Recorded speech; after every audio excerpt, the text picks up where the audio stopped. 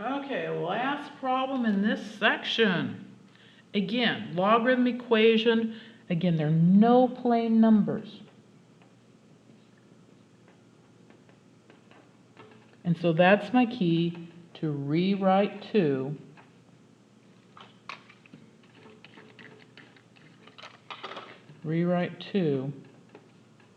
1 log equals 1 log.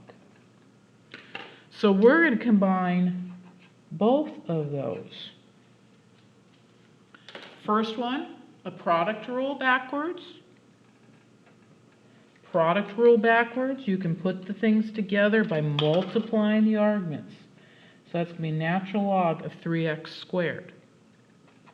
The second one, the quotient rule backwards. Quotient rule backwards, you can put logs together that are subtracted by dividing their arguments or by making a fraction. So natural log of x plus 1 over 2.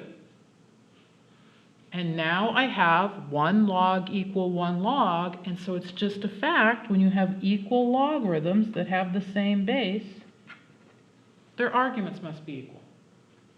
And now we solve that guy. And anything can happen here, and so you just decide what is best. I'm going to clear the fraction. So I'll multiply both sides by 2. And I get 6x squared equals x plus 2. Then I see that x squared, which tells me it's a quadratic. Most of the time for quadratics, if I'm going to factor or do the quadratic formula, I'm going to set it equal to 0. So 6x squared minus x minus 2 equals 0. And let's see if we can factor that.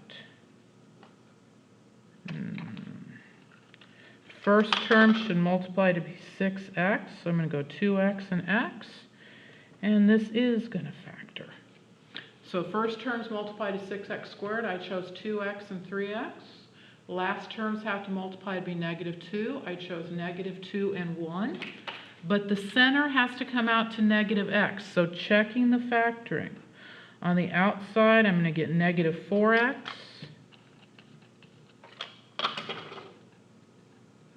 That's on the inside, I guess. On the outside, 3x. Negative 4x plus 3x is negative x. And the factoring checks. Now, you certainly don't have to show that, but you should run that mental check. Did I do the factoring correctly? It's now factored equal to 0, so I can split that up. That's the zero factor theorem in play. Remember, this step of splitting it up is only legal when things are factored and equal to 0.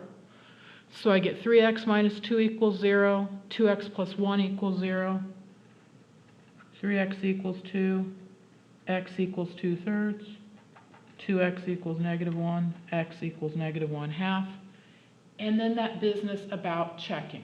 Now, it would be nice that we would check the whole thing out, and you actually could check this whole thing out because it's natural logs, and you could just take your calculator, type your answers in there, and see if it works. But if you're out of time or you're lazy, I'm just being lazy, you at least have to make sure that you didn't come up with an extraneous solution. If I look at the 2/3, that'd be natural log of 3 there. If I put 2. If I put 2/3 in there, that'd give me natural log of 2. The 3's would cancel. If I put 2/3 there, that'd be the natural log of 2/3. If I put 2/3 there, that'd be the natural log of 5/3. All the logarithms would be positive. So we're cool there.